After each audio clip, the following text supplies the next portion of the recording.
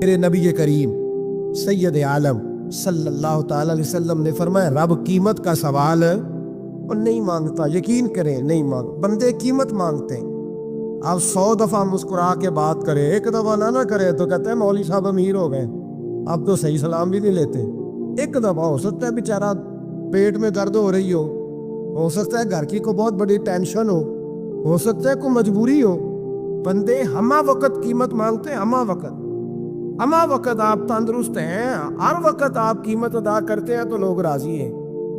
لیکن رب کہتا تو کوئی قیمت نہ دے، کوئی بہانہ ہی بنا لے، تیرا رب تجھ سے راضی ہو جائے گا۔ سنیں بڑی پیاری حدیث، بڑی خوبصورت حدیث، کنز المال میں دیگر کتب احادیث میں ہے۔ حضرت ابو ہریرہ رضی اللہ تعالیٰ عنہ فرماتے ایک بابا جی نبی پاک کی بارگاہ میں آئے، اور جب وہ واپس جانے لگے تو میں نے عمر پوچھی تو عمر تھی 96 سال۔ کہتے ہیں بزرگ جب آئے نا تو یہ بھویں جو ہے نا ان کی سفید ہو کے تو یوں آنکھوں پہ آ گئی، بڑی چھڑی بابا جی نے پکڑی ہوئی اور دونوں ہاتھ پکڑ کے نا چھڑی کے اوپر جھکے ہوئے ایک جانب، قربان جاؤں۔ کہتے ہیں جب وہ بزرگ مسجد میں داخل ہوئے تو میرے رسول نے کھڑے ہو کے استقبال فرمایا، کھڑے ہو، اور نبی کریم صلی اللہ علیہ وسلم نے آگے بڑھ کے بابا جی کو بازو سے پکڑا اور بٹھایا۔ حضور بیٹھ گئے، کہا بزرگوں کیسے آئے ہو؟ تو کہتے ہیں وہ بابا جی بات کرتے تو آنکھ کھول کے پہلے حضور کا چہرہ دیکھتے، پھر وہ بات کرتے تو ان کے لب و لہجے کے اندر بڑی پریشانی، بڑی تکلیف، بڑی مایوسی۔ عرض کرنے لگے یا رسول اللہ، حضور زندگی ساری گناہوں میں بیت گئی ہے، حضور غلطیاں ہی غلطیاں، یاد ماضی عذاب ہے، یا رب چھین لے مجھ سے حافظہ میرا۔ اے اللہ کے رسول بڑی لمبی فہرست ہے، پاپ ہی پاپ ہے، کالے سیاہ دفتر ہے۔ یا رسول اللہ صلی اللہ علیہ وسلم جب پلک کے دیکھتا حضور مجھے نیکی دکھائی نہیں دیتی۔ حضور اس عمر میں آپ کا ایک صحابی ملا ہے، اس نے بات سمجھائی ہے تو تھوڑا خیال آیا ہے، لیکن یا رسول اللہ صلی اللہ علیہ وسلم اب میرا وجود بیکار ہو گیا ہے، حضور بوڑھا ہو گیا۔ 3 باتیں کہی بزرگوں نے اور نرالی کہی، کہنے لگے یا رسول اللہ صلی اللہ علیہ وسلم، حضور اب تو میری کمر بھی سیدھی نہیں ہوتی کہ میں نماز ہی صحیح ادا کر سکوں، بوڑھا ہو گیا۔ یا رسول اللہ صلی اللہ علیہ وسلم اب میرے اندر طاقت نہیں کہ میں محنت مزدوری کر کے صدقے اور خیرات دے سکوں۔ یا رسول اللہ صلی اللہ علیہ وسلم اب میں تلوار لے کے جہاد بھی نہیں کر سکتا، حضور نہ میں لمبی نمازیں پڑھ سکتا ہوں، آقا نہ میں صدقات و خیرات دے سکتا ہوں، محبوبہ نہ میں دین کے لیے کوئی جہاد کر سکتا ہوں، بیکار وجود ہے، بیکار وجود کو تو گھر والے برداشت نہیں کرتے، بچے دعا کرتے ہیں یا اللہ ابا جی کو پردہ دے دے، اماں کو پردہ دے دے، بیکار ہو گیا ہوں اور آج آیا ہوں تو مجھ بیکار کو میرا رب قبول کر لے گا؟ آج کلمہ پڑھو تو بیکار ہو، کسی کام کا نہیں، نہ نماز نہ صدقات نہ جہاد، قبول کر لے گا؟ حضرت ابو ہریرہ فرماتے ہیں جیسے برسات میں بارش کی جھڑی لگتی ہے، یوں مصطفیٰ کی آنکھوں سے جھڑی لگ گئی، حضور کھل کے روئے، کھل کے، اور میرے حبیب پاک نے فرمایا بزرگوں بڑے مجاہد ہیں، دین کے لیے جہاد کرنے والے بڑے ہیں، رب کریم کو آپ کی تلوار کی اتنی حاجت نہیں، اور فرمایا اس کے خزانے کوئی خالی تو نہیں کہ آپ ہی گویا صدقہ دیں گے تو بھرے جائیں گے، اور فرمایا پھر رب کریم کی شان میں اضافہ نہیں کرتی عبادتیں، وہ تو بندے کو نفع دیتی ہیں۔ میں بزرگوں نہ آپ جہاد کرے، نہ آپ صدقات دے، نہ بھی نمازیں پڑھے، آپ صدق دل سے آ جائیں، اللہ کے رسول کا وعدہ ہے رب آپ کو بغیر حساب کے نام جنت عطا فرما دے گا۔ آنا تو شرط ہے کہ نہیں، آئیں تو صحیح، نہ پہنچے تو صحیح، آ جائیں، اس کو نہیں عادت صدقات و خیرات کی، جہاد کی، تبلیغ، آئے تو صحیح، نہ ان العبد اذا اعترف ثم تاب اللہ علیہ۔ میرے حبیب نے فرمایا بندہ جب رو کے کہتا ہے نا یا اللہ غلطی ہو گئی معاف کر دے، فرمایا میرا مالک اسے فوراً ہی معاف فرما دیتا ہے۔ تو آ تو صحیح، تو آتا ہی نہیں، تو آ ہی نہیں رہا، تو گھر میں بیٹھا ہوا ہے، تو سویا ہوا ہے، تو دکانداری کا ہے، تو پیسے کے اندر، تو آیا ہی نہیں، آ تو تئی۔ بلکہ میرے نبی پاک فرماتے ہیں جب اللہ پاک کا بھاگا ہوا غلام آتا ہے پھر تو اللہ زیادہ راضی ہوتا ہے، پھر تو اللہ زیادہ راضی ہوتا ہے، زیادہ راضی ہوتا ہے، تو آ تو صحیح، پہنچ تو صحیح۔ بلکہ صوفیات اور بات کرتے ہیں، وہ کہتے تو کبھی بھول کے بھی رب رب کرے تو اللہ تو اسے بھی قبول کر لیتا ہے. بھول کے. ملا رومی کہتے ہیں بنی اسماعیل کا بندہ ہے. صنم پتھر کو کہتے ہیں, بت کو کہتے ہیں. بت کے سامنے کھڑا ہے اور ساری رات کہتا ہے یا صنم یا صنم یا صنم, اے پتھر اے بت. ساری رات پکارتا رہا. رات گہری ہو گئی, نیند کا غلبہ تھک گیا, سونے کے قریب آیا تو غلطی سے منہ سے نکل گیا یا صمد. یا صنم کی جگہ نکل گیا. رب کریم نے فرمایا جبریل دوڑ کے جا, جو مانگتا ہے اسے دے دے. حضرت جبریل عرض کرتے ہیں مولا بھول کے تیرا نام لے رہا ہے, بھول کے لے رہا ہے. تو رب کریم نے فرمایا چل نام تو میرا ہی لے رہا ہے, میرا لے رہا ہے نا. یا اللہ وہ اللہ کریم نے فرمایا جھوٹے کے سامنے ساری رات کا کھڑا ہے, ساری رات کا پکار رہا ہے, اسے کچھ نہیں ملا تو سچے کا نام لیا ہے. اگر میں بھی کچھ نہ دوں اور بت میں اور مجھ میں فرق کیا رہ جائے گا. جا جو مانگتا ہے جھولی بھر کے دے, نام تو لیا ہے نا. او بھائی تو بہانا تو بنا لا, آ تو صحیح نا, تو یہاں آ جا, پہنچ جا, آ جا, بس بیٹھ جا. اس کی بارگاہ ناز میں حاضر تو ہونا, تجھے فرصت ہی نہیں. تو یاروں کے لیے ٹائم نکالتا ہے, بازاروں کے لیے ٹائم نکالتا ہے, گلیوں کے لیے ٹائم نکالتا ہے, چوک اور چوراہوں کے لیے ٹائم نکالتا ہے, ہفتے میں ایک دن ہوٹلنگ کے لیے بھی جاتا ہے. لیکن کبھی چھپ کے 2 نفلوں کی تجھے توفیق نہیں ہوتی. اور میں کئی دفعہ کہہ چکا ہوں, جس بندے کو بغیر عبادت کے رزق زیادہ ملنے لگ جائے اس پر آزمائش ہوتی ہے. رب کریم اللہ فرماتے ہیں اس کو پیسے دو, اسے آنے نہ دینا. اس کو کہو چل پیسے دوڑ جا. لوگ سمجھتے ہیں میں بڑا سے ذہین و عقل مند ہوں, دیکھو میں اپنی ہوشیاری سے چلاکی سے آگے نکل گیا. تو آزمائش ہے, یہ تو آزمائش ہے رب کریم کی طرف سے, یہ تو اس کی خفیہ تدبیر ہے. میرے بھائی اس کی بارگاہ ناز تک جو آ گرا, آنا تو ہماری ذمہ داری ہے کہ نہیں. پھر اس کی رحمت آگے بڑھ کے استقبال کر لیتی ہے, پھر اللہ کا فضل اس کو تھام لیتا ہے اس بندے. اور خدا کی رحمت کتنی زیادہ ہے. میرے حبیب کریم سید عالم صلی اللہ علیہ وسلم نے فرمایا اللہ نے اپنی رحمت کے 100 حصے کیے. حضور فرماتے ہیں ایک حصہ اللہ نے دنیا میں نازل کیا ہے. کتنا؟ ایک حصہ. فرمایا یہ جو ماں بیٹے سے پیار کرتی ہے, باپ بیٹے کے لیے مزدوری کرتا ہے, یہ جو بہن بھائی کے لیے روتی ہے, یہ جو بیوی شوہر کے لیے دعا مانگتی ہے, یہ جو بچے ماں باپ سے پیار کرتے ہیں, فرمایا یہ اس ایک رحمت کا نتیجہ ہے, ایک رحمت کا نتیجہ. تو صحابہ کہنے لگے یا رسول اللہ وہ 99 کدھر ہے؟ نبی پاک نے فرمایا رب کریم نے سنبھالی ہوئی ہے, قیامت کے دن تمہیں عطا فرمائے گا. ابھی تو ایک نازل کی ہے. ابھی اللہ نے, ایک بزرگ تھے ہمیں تفسیر پڑھایا کرتے تھے, تفسیر کے استاد تھے. میں نے ان سے ایک دن کہا, میں نے کہا حضرت صاحب کچھ باتوں میں نا میں اڑ جاتا ہوں, میں اپنے آپ کو اتنا لائق نہیں سمجھتا, تو کہیں کہیں نا ذہن الجھ جاتا ہے, تو کبھی الجھ جاتا ہوں. ایک سوال کئی دنوں کا ہے, اصول تفسیر کا مسئلہ ہے. تو کچھ چیزیں ایسی ہوتی ہیں بزرگ کہتے ہیں جو کتابوں سے نہیں ملتی, صرف سینوں سے ملتی ہیں. کورس تو فقط لفظ ہی سکھاتے ہیں, یہ آدمی ہے جو آدمی بناتے. میں نے کہا صاحب یہ سمجھ نہیں آئی کہ یہاں بھی صاحب وہاں بھی صاحب. حضرت سارہ رضی اللہ تعالی عنہا جو جناب ابراہیم علیہ السلام کی اہلیہ ہیں, آپ ایک رستے سے گزر رہی تھیں. حضرت ابراہیم علیہ السلام آپ کے ساتھ تھے. تو جس رستے آپ تشریف لے جا رہے تھے اس رستے میں بادشاہ بڑا ظالم تھا. وہ معاذ اللہ تعالیٰ ثم معاذ اللہ عورتوں کو گرفتار کر لیتا اور اپنی بد باطنی کا ثبوت دیتا. وہاں سے جناب سارہ گزری. مسند امام احمد بن حنبل سے یہ حوالہ عرض کر رہا ہوں. حضرت سارہ کو اس نے گرفتار کر لیا. جب وہ جناب سارہ کی طرف بڑھنے لگا تو اب وہ جتنے اسباب تھے نا اس وقت کے وہ سارے اختیار کیے گئے, لیکن اس بادشاہ سے جان نہیں چھوٹی.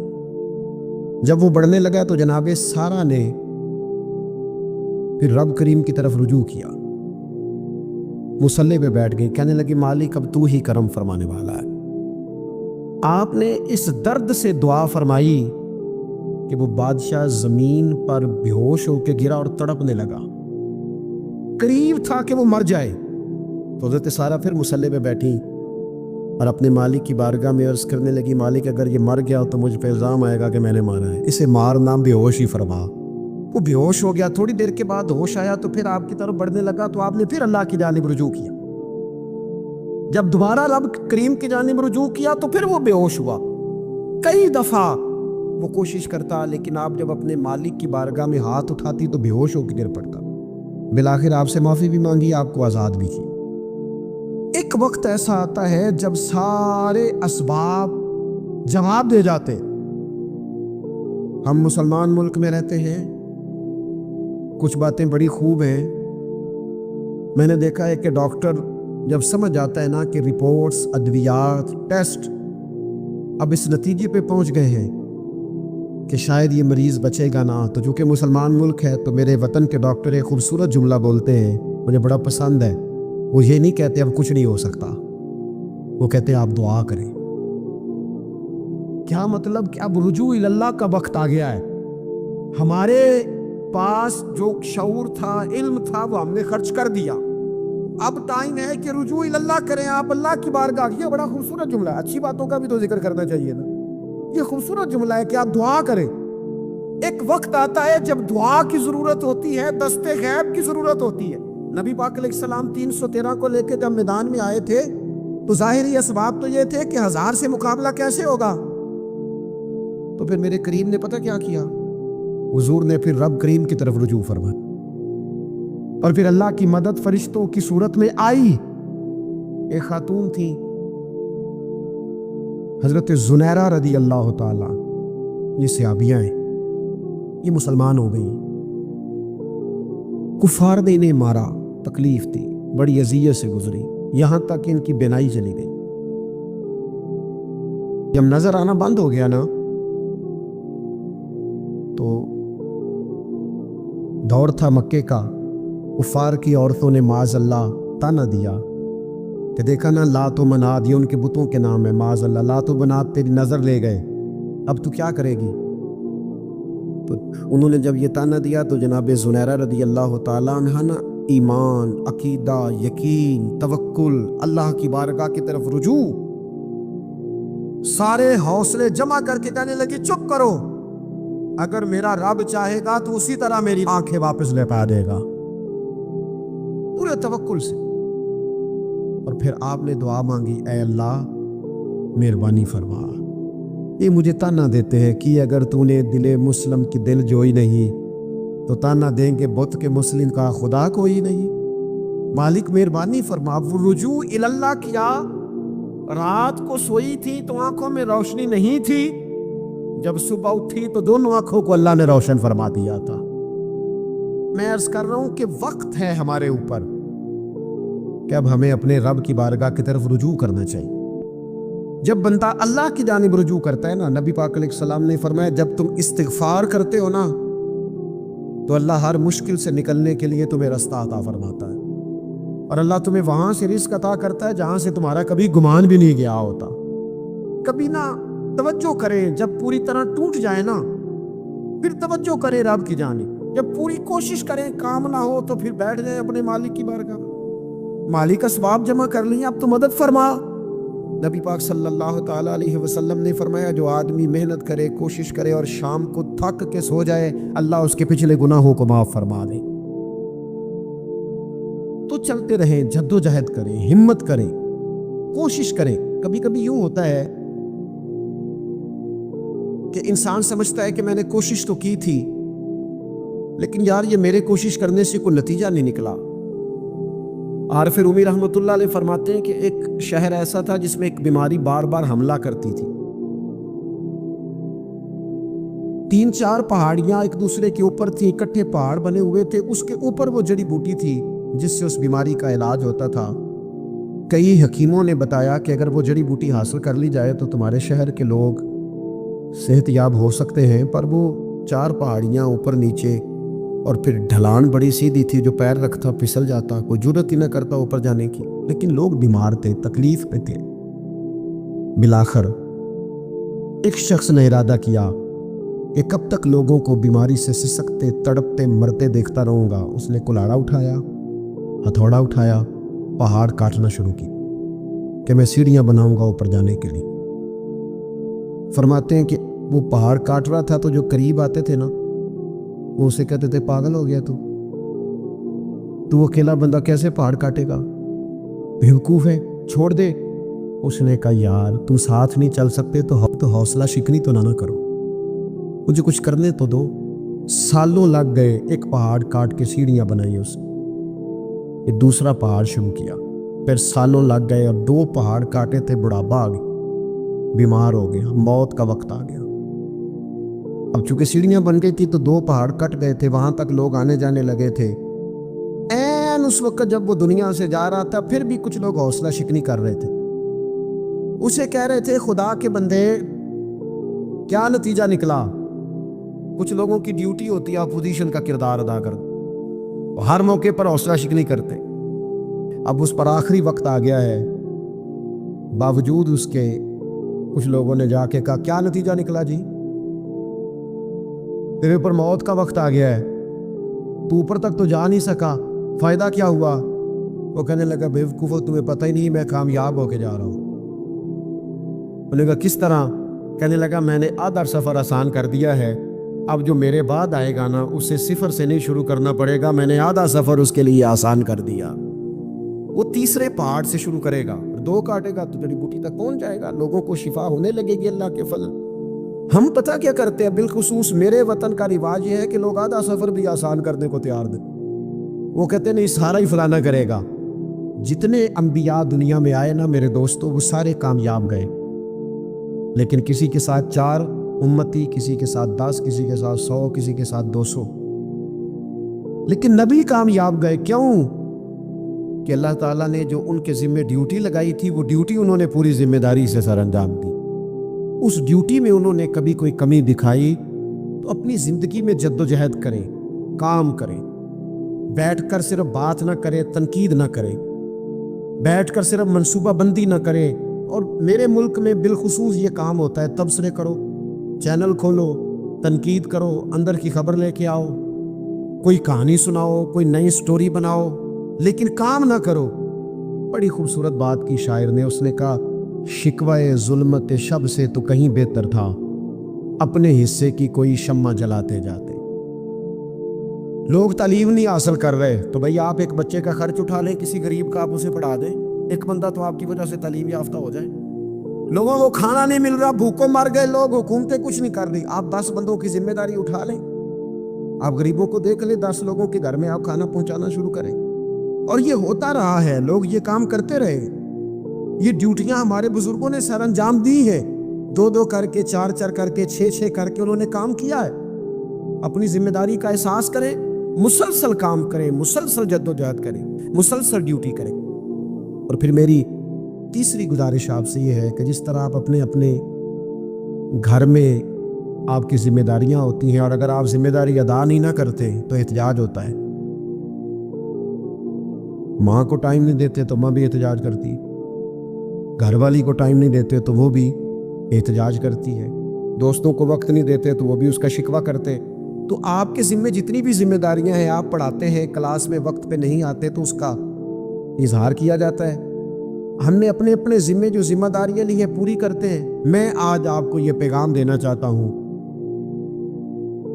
ایک ڈیوٹی دین کی بھی اپنے ذمہ لیں, ایک ڈیوٹی, ایک کام اپنے ذمہ لے لیں. آپ اپنے علاقے کی مسجد میں جھاڑو دینے کی ڈیوٹی لیں.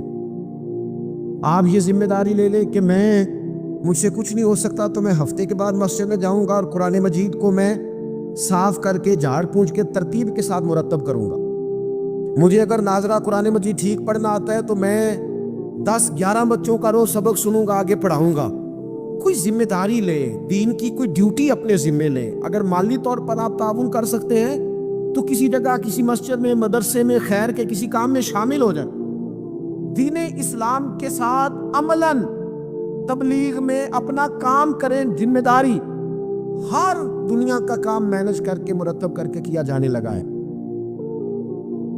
معیشت ہو, معاشرت ہو, تعمیرات ہو, دین کا کام ہے وہ اسی طرح چل رہا ہے. محفل آ گئی, برکت کے لیے محفل کر لو, جمعہ آ گیا پڑھ لو, تراویح ایک حافظ صاحب مقرر کر لو. بھئی آپ اس کو مینج کریں.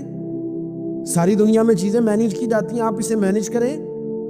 آپ خطیب صاحب سے فرمائش کریں کہ مجھے آپ جمعے والے دن اس موضوع پر کچھ سنائیں. آپ مسجد کے امام سے اس بات کی فرمائش کریں کہ آپ تراویح میں جو قرآن مجید سنائیں گے، مہربانی کریں ہمیں اس کا خلاصہ بھی بیان کر کے سنائیں. آپ تھوڑی کوشش کریں گے تو آپ دیکھیں گے کہ بیان کرنے والوں کا بھی ذوق بڑھے گا. کچھ تھوڑی ذمہ داری کا احساس کرے. صحابہ کرام نے نا بڑی منصوبہ بندی کے ساتھ دین پھیلایا، بڑی جدوجہد کی. انہوں نے دیکھا کس علاقے میں ہم نے جہاد کے لیے جانا ہے، کس میں تبلیغ کے لیے جانا ہے، کس علاقے میں کس طرح کر کے ہم نے ڈیوٹی سر انجام. مصر میں ایک شہر ہے، اس کا نام ہے فسطاط. وہ کہتے ہیں گھونسلے کو، پرندوں کے گھونسلے کو. حضرت سعد بن ابی وقاص رضی اللہ تعالیٰ عنہ اپنی فوجیں لے کے وہاں گئے. آپ نے وہاں خیمہ لگایا، کچھ دن وہاں قیام کرنا تھا. آپ کا وہاں خیمہ تھا. وہاں آ کے کبوتر بیٹھنے لگے. ایک کبوتری نے انڈے بھی دے دیے، وہاں گھونسلہ بن گیا. اب آپ جب وہاں سے ہجرت کرنے لگے نا، آگے بڑھنے لگے، تو دل میں خیال آیا کہ خیمے اکھاڑتے ہیں، چلتے ہیں. جب وہ خیمے اکھاڑنے لگے تو دیکھا اوپر تو گھونسلہ بنا ہے، اس میں تو کبوتر رہتے ہیں، ان کے بچے بھی ہیں. حضرت سعد بن ابی وقاص نے 2 فوجیوں کے ذمے لگایا. فرمایا یہاں تم پہرے دار بن کے کھڑے ہو جاؤ، یہ خیمہ اکھاڑا نہیں جائے گا، اس کو یہیں لگا رہنے دیں گے تاکہ یہ کبوتر جو ہیں انہیں تکلیف نہ ہو. وہ 2 فوجی وہیں رہے، خیمہ لگا رہا. وہاں پانی کا بندوبست کیا جاتا رہا، خوراک کا بندوبست کیا جاتا رہا. قریب قریب بستیوں سے جب لوگوں نے دیکھا نا یہاں لوگ موجود ہیں، تو لوگوں نے وہاں آ کے مکان بنانے شروع کر دیے. وہ ایک پرندے کے گھونسلے کی حفاظت کے لیے کچھ دیر 2 سپاہی رکے تھے، اللہ نے وہاں پورا شہر آباد فرما دیا ہے. تو آپ ایک گھونسلے کی حفاظت شروع کریں، انشاءاللہ شہر آباد ہو جائیں. لیکن ہم گھونسلوں کی حفاظت کرنے کو بھی تیار ہے. اب چوتھی بات آپ کی خدمت میں عرض کرنی ہے. ایک ضروری کام بڑی بڑی توجہ کے ساتھ آپ نے سمجھنا ہے. تھوڑا سا اس کے پس منظر کو سمجھ لیں. جو آیت کریمہ میں نے تلاوت کی ہے اس کا حصہ بھی اسی میں آئے گا. دنیا کا نظام نہ 2 طریقوں سے چلتا ہے. ایک ہے نظام اسباب اور ایک ہے نظام غیب. ایک نظام اسباب سے چلتا ہے کہ آگ جلاتی ہے، پانی ٹھنڈا کرتا ہے، انسان ماں باپ کے ملاپ سے پیدا ہوتا ہے. دنیا نظام اسباب سے چلتی اور اسی ترتیب سے نظام آگے چل رہا ہے. اور ایک ہے نظام غیب، جب اللہ اپنی رحمت کا فیصلہ فرمائے. تو ایک نظام وہ بھی ہے. وہ کیسے ہے؟ آگ جلاتی ہے، لیکن جب رب چاہے نا تو حضرت ابراہیم کے لیے ٹھنڈی ہو جاتی. یہ کیا ہے؟ یہ نظام غیب ہے. نظام اسباب یہ ہے کہ ماں باپ کے ملاپ سے اولاد پیدا ہوتی ہے، اور اگر رب چاہے نا تو حضرت عیسیٰ علیہ السلام کو بغیر باپ کے بھی پیدا فرما دیتا ہے. ہم جو مسلمان ہیں نا، ہماری ساری کی ساری توجہ نظام اسباب پہ ہو گئی ہے. اسباب پورے جمع کرو، لیکن اپنے رب کی بارگاہ کی طرف رجوع بھی کرو. کئی دفعہ نا اسباب سارے بندے کے ہاتھ سے چھوٹ جاتے ہیں، پھر اسے ضرورت ہوتی ہے دست غیب، اللہ اس کی مدد کرے. جو آیہ کریمہ میں نے قرآن مجید کی پڑھی ہے اس میں اللہ کریم نے فرمایا یا ایھا الذین آمنوا توبوا الی اللہ توبۃ نصوحا. اے ایمان والو اپنے رب کی طرف رجوع کرو، اپنے رب کی بارگاہ میں توبہ کرو، پر توبہ سچی کرنا. رجوع الی اللہ کرو، اللہ کی طرف رجوع کرو. بعض اوقات سارے نظام ختم ہو جاتے ہیں، نظام اسباب، اس وقت ضرورت ہوتی ہے رجوع الی اللہ کی کہ نظام غیب آئے. حضرت کعب بن مالک رضی اللہ تعالیٰ عنہ فرماتے ہیں، بخاری میں موجود ہے، فرماتے ہیں کہ جنگ میں پیچھے رہ گیا تھا. میرا خیال تھا کل چلا جاؤں گا، گھوڑے اور سواریاں میرے پاس تیز ہیں، مضبوط ہیں، پرسوں چلا جاؤں گا، تیزی سے بھاگ کے میں پہنچ جاؤں گا، میں قافلے کے ساتھ شامل ہو جاؤں گا. لیکن بس تھوڑی سستی ہو گئی، ذرا غفلت ہو گئی. آپ فرماتے ہیں جب سب لوگ چلے گئے حضور علیہ السلام کے ساتھ جہاد میں اور میں پیچھے رہ گیا، تو پھر جب چند دن گزر گئے اور محبوب کے واپس آنے کا ٹائم ہو گیا، تو اب میں غور کرتا سمجھتا تو مجھے مدینے میں یہاں بزدل لوگ نظر آتے. اور کون نظر آتے؟ جو منافق تھے. وہ منافق بزدل دکھائی دیتے، یا مجھے عورتیں اور بچے دکھائی دیتے. میں پریشان ہوا. حضور واپس آ گئے. جنہوں نے بہانے کیے تھے نا منافقین نے، یہ مجبوری تھی اس لیے نہیں جہاد پہ گئے، یہ انہوں نے بہانے کیے تھے، انہیں مل گئی معافی. اور میں نے سچ بولا، میں نے کہا یا رسول اللہ میں غافل ہو گیا. اب کہتے ہیں میں نے جب کہا نا حضور سستی ہو گئی تھی، ذرا غفلت ہو گئی. تو بندہ محبوب سے غافل ہو جائے. بندہ وہیں سے غافل ہو جائے. جو دم غافل سو دم کافر, سانو مرشد اے ہو پڑھایا. جب کہا نا حضور وہ غلطی ہو گئی, کوئی مجبوری نہیں تھی, تو فرماتے ہیں باقیوں کو معافی مل گئی. میرے ساتھ حضور ناراض ہو گئے. ایک دن نہیں, 2 دن نہیں, 50 دن حضور ناراض رہے. مدینے کی گلیوں نے مجھے پہچاننا چھوڑ دی. در و دیوار سے مجھے یوں لگتا تھا کہ میں پردیسی ہوں. فرماتے ہیں میں مسجد میں آتا تھا, میں جب محبوب کو دیکھتا تو حضور رخ انور پھیر لیتے, اور مجھے پتا تھا جب میرا چہرہ ادھر ادھر ہوتا تو پھر کریم رحمت کی نظر فرماتے. 50 دن مسلسل. پھر مجھے حکم ہوا کہ بیوی بھی بھیج دو, میک کے بچے بھی بھیج دو, ننھال یعنی تنہا رہ جاؤ. فرماتے ہیں وہ میں نے قید تنہائی کاٹی, لیکن شکر اللہ کا یہ ہے کہ میں سچا تھا, بس ذرا بھول گیا تھا, بس ذرا غفلت ہو گئی تھی. تو فرماتے ہیں پھر اللہ تبارک و تعالیٰ نے میرے اوپر فضل یہ فرمایا کہ میری توبہ کا اعلان رب نے قرآن مجید میں فرمایا. تو غافل نہ بنے کبھی. ہمارا نہ مسئلہ یہ ہے, اور آپ نے ناراض نہیں ہونا. ڈھیر سارے لوگ غافل ہو جاتے, مالدار بھی غافل ہیں, صاحبان علم بھی اللہ ماشاءاللہ بہت ساری جگہوں پہ غافل ہیں. جن لوگوں کو 4 لوگ جاننے لگ جاتے ہیں, کوئی مقام حاصل ہو جاتا ہے, وہ بھی بہت ساری جگہوں سے غافل ہو جاتے ہیں. اللہ ماشاءاللہ غفلت بڑی تکلیف والا منظر. جو لوگ سمجھتے ہیں نا میں اب گڈ بک میں آ گیا ہوں, اب میں اچھا ہو گیا ہوں, اب میرے لیے خیر کہا جاتا ہے, مجھے اچھائی شاید یہ مستقل میرے ساتھ رہے گی, تعریف ہی ہوگی ہمیشہ, وہ بھی غافل ہو جاتے ہیں. اور یہ غفلت ٹھیک نہیں ہوتی. وجہ دیکھنی چاہیے کس وجہ سے انسان کو وقار مل رہا, عزت مل رہی. اپنی زندگی سے غفلت کو اتار پھینکے. تھوڑی دیر کی تو غفلت ہوتی ہے, لمبی تو نہیں. 2 منٹ کے لیے صرف اس نے ڈرائیونگ کرتے ہوئے چہرہ موبائل کی طرف کیا تھا, 2 ہی تو منٹ لگے تھے. لمحوں نے خطا کی تھی, صدیوں نے سزا پائی. لمحوں نے خطا کی تھی, صدیوں نے سزا پائی. ایک لمحے کے لیے غافل ہوئے تھے, اور صدیاں, نسلیں روتی رہ گئیں پیچھے, بچے تڑپتے رہ گئے, اہل خانہ پریشان رہ گئے, ماں باپ ساری زندگی روتے رہے. لیکن یہ 2 منٹ کے لیے یہ غفلت جو ہے یہ بڑی تکلیف والا معاملہ. اپنی زندگی سے غفلت کو اتارنا ہے, غافل نہیں بننا.